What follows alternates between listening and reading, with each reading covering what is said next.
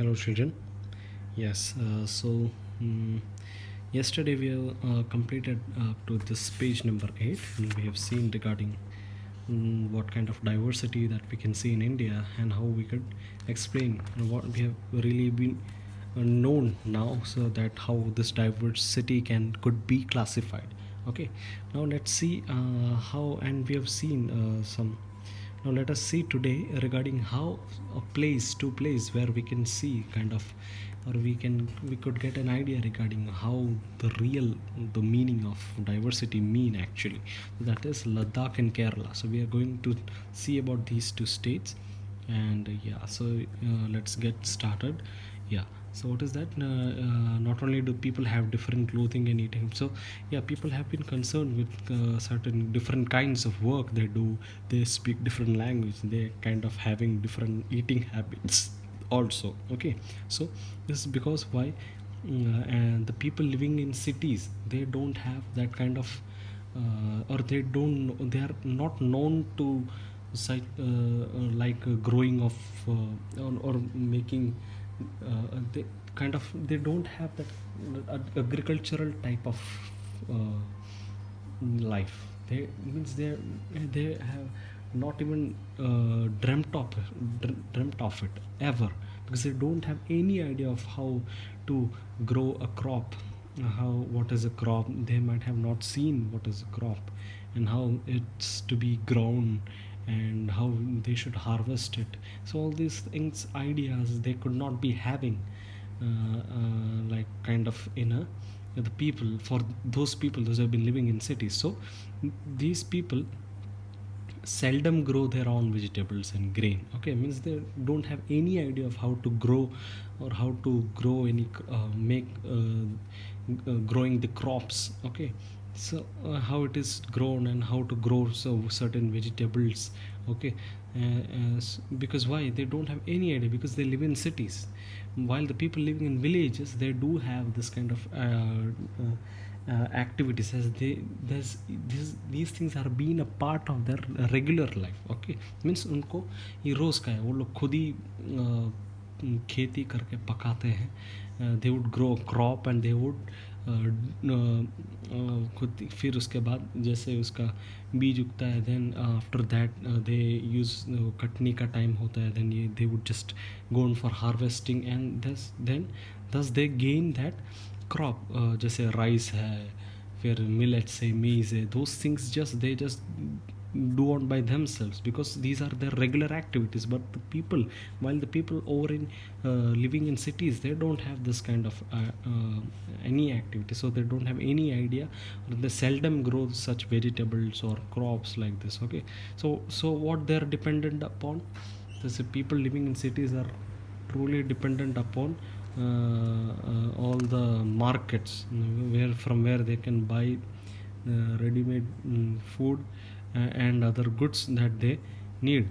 Okay, now so let us try to understand what we mean when we say that historical and geographical factors influence the diversity of regions. So how can we say that the historical as well as the geographical factors influence the means the diversity of region, means the regions which are been diversified, or you can say even classified, how this classification influence kind of in the historical as well as geographical factors. So that will be will be coming to know this kind of two kind of example regarding two places. Which are those places? Regarding Kerala and Ladakh. So let's see about Ladakh. So where is this? Ladakh is well located in Jammu and Kashmir. Okay, and very little agriculture. Agriculture is totally not possible over in that area. Okay, and okay, as this area doesn't receive any rain, and it is covered in snow. Okay, and large part of the year, you can, today it has been covered with snow. Total snow has been over there in the Ladakh, Leh Ladakh, that is a full name for that. So, and there are very few trees that are grown in this region, and for drinking water, people depend on melting of that snow, as these areas been covered with snow. So people living in that area don't have kind of water, but they wait for what? for melting of that snow to become water, and this in this way they consume water. Okay. So this is what an idea of Leh is, or Ladakh is. Now then let's get more idea regarding this place. So people here keep the sheep and goats. Okay. So the goats in this region are special because they produce what? Pashmina wool. This you have to underline. You have to underline this. Could be asked in MCQs or fill-ups. Okay. See what are that? People in this Ladakh keep sheep and goats, and these goats in this region are special. Why? Because they produce what? Pashmina wool. This you have to underline. Pashmina wool. And this wool is priced, and pashmina shawls cost a lot of money. Then shawls are also being made with this pashmina wool, so the cost is very high for that shawl. So, okay, so people in Ladakh carefully collect the wool of the gods and sell this to traders from Kashmir. So what do people living in that area do? They collect this pashmina wool and they use it kind of a trading business. Okay, so they trade this pashmina wool to the Kashmir people. Okay, and pashmina shawls are chiefly woven in Kashmir. There means it is in a great extent. Okay. Now the people eat meat and milk products like cheese and butter. Okay, so each family owns some goats and cows. Okay, so each family living in Ladakh has goats and cows, and being a desert did not mean that Ladakh did not attract its share of traders. Okay, so being a desert, it doesn't mean that Ladakh did not attract its share of traders. It means yeah, traders are not influenced by this place, that we cannot say. Okay. Why? Because it was considered a good trade route, as it had many passes through which caravans traveled to what is today called Tibet. So in those times, they used to travel from one place to another through a caravan, which is today called as what? Tibet. So these caravans carried textiles and spices. Why? Because they take these things, such like textiles and spices, from one place to another through a caravan, which is known as Tibet. So that also you have to underline. What is not the caravans that were used for making travel, the transfer of trials and textiles and spices from one place to another is called dash. So that is Tibet. Tibet is that caravan. So that you have to underline. Okay.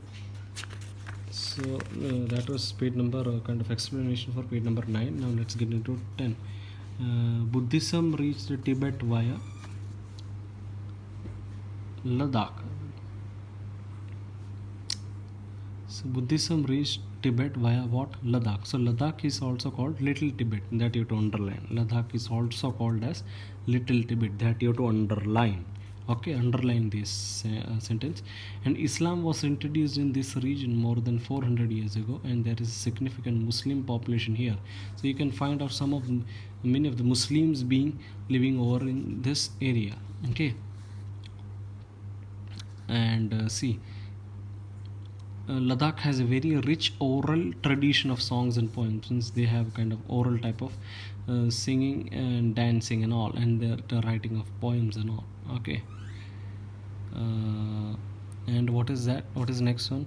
Local versions of Tibetan national epic, the Kesar Saga, are performed and sung by both Muslims and Buddhists. So these both religious people, what do? They perform kind of singing of what versions of Tibetan and national epic, that is Kesar Saga. Okay, is sung by these kind of two religions. Now let's get to know about Kerala. So Kerala is a state in southwest corner of India, that you can see, and it is surrounded by what? The sea on one side and hills on the other. So you can see over there seas, and on one side and seas, one side hills are there. Okay, a number of spices like pepper, cloves, and cardamoms are grown on the hill. So in grounds, what are kind of cloves and cardamoms are being grown in those hills. Okay, so it is the spices that made this region. It is the spices that made this region an attractive place for traders. Means traders can get many things by these the growing of spice and so these growing of these spices. Okay. So Kerala is been a very attractive place for all the traders over there, and the Jewish and Arab traders were the first to come to here. They were the first traders to come over in Kerala. Okay, so Apostle of Christ Saint Thomas is believed to have come here nearly. So Saint Thomas have been come to Kerala. He came to Kerala. I mean, a few time ago.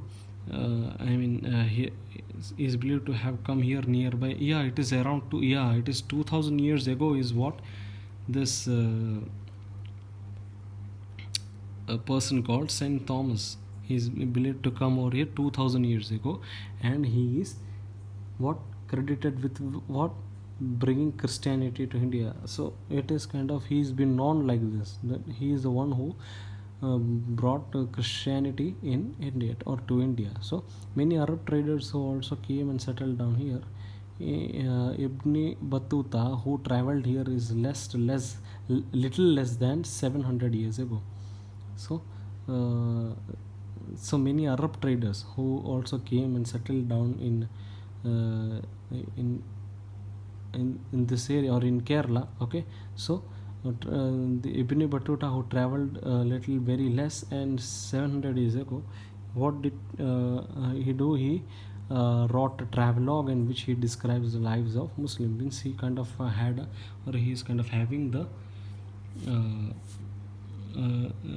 travelogue, and he describes the lives of Muslims. He used to describe the Muslim people and says that they were a highly respected community, and Portuguese discovered the sea route to India from Europe when Vasco da Gama landed with his ship here. So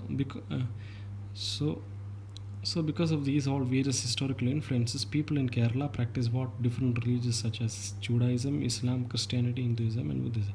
The fishing nets used here look exactly like the Chinese fishing nets and are called china wala, and even the utensil used for frying is called as china chatti. So it is believed that these word the chin could have been come from China. The fertile land and climate are suited to growing rice. The majority of people have eaten rice, fish are eating rice, fish, and vegetables. So this is a kind of a major food over in Kerala. Okay, so here you can see the picture from this is an important boat race competition, an important part of Onam festival that are celebrated in Kerala. So this is kind of the idea regarding two places, which we could say that diversity has a existence over in India also. So this is the Ladakh, this is the Kerala. So today's topic up to this is enough for today, and tomorrow we'll continue the last part of this chapter, and we will get going into the worksheet session as well as the textbook section, okay, as fast as possible. So that's all for today. See you tomorrow. Okay, bye.